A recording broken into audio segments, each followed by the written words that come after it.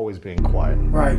Is that what I'm hearing Exactly. you saying? I had to find a happy medium. Yeah. You know, I had to find a happy medium because what's the point? Like, we all have a story. And I believe that we're all teachers. We're all teachers. And if you don't learn something and give back like what you learned, what's the point of living? You're wasting. Yeah, you're wasting. You have all this knowledge of what you learned. Some people may think you're crazy. Some people may put a title on you, but it is those few people who are like, you know what, I need to hear that. Mm-hmm. So you have to put yourself out there. So is there an awakening? This is your strength. In certain respects, it's a superpower that you have, but it's also your Achilles heel. Big time. Big time. I talk about it in the book a lot too. One thing that hurt me a lot was I thought everybody wanted the same thing I wanted. And everybody wants the same thing you fucking want. Everybody wants to get up at 4 o'clock in the morning and beat themselves and find more about themselves and shit like that. And I thought the SEALs did. Don't. Most people don't. Yeah. And I thought the SEALs did. I thought that's what, because every book you read, that's what everybody does.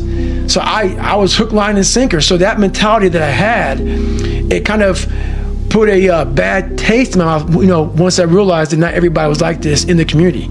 And I was like, you know what, man? So then I started having chips on my shoulder. I had my own little thing I was doing with a couple guys, working out on my own, doing my own little thing.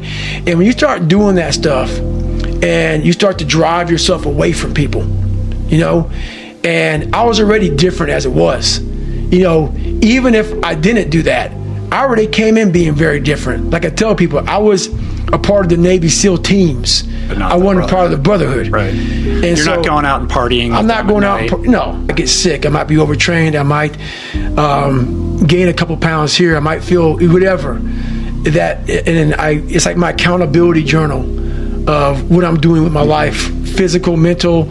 I had an eating journal, all this shit. And it helps me go back to, once again, study. I'm a lab rat. And I study myself. And I'm like, when I'm feeling fucked up, I go, okay, what did I do last week? And usually I can find out where I messed up last week. How much I'm traveling, how much I'm sleeping, how much I'm doing all this stuff. And through journaling, man, you can really figure out so much about where you're messing up in life and what you need to fix about yourself. Taking constant inventory.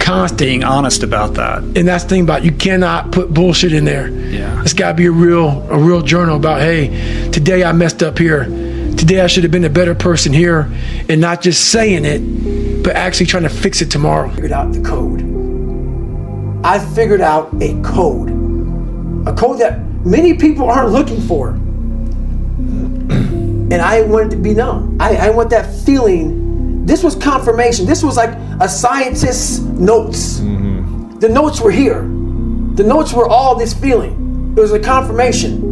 And no one at that time could understand what I just done. I cracked the code to human potential in myself. And I was still like, oh my God, like this is unbelievable what I just did. So it's that quiet place. Wow. It's that place by yourself. It's those hours and years and decades by yourself in the grip of life. When life has you by the throat and choking you out, and you're sitting there calm because you're trying to figure it out. You're not panicking. You're not quitting. You're not throwing in the towel. You're saying there's a way around this. And when you figure it out, when life has you gripped in a vice, and you can figure that out, that's when you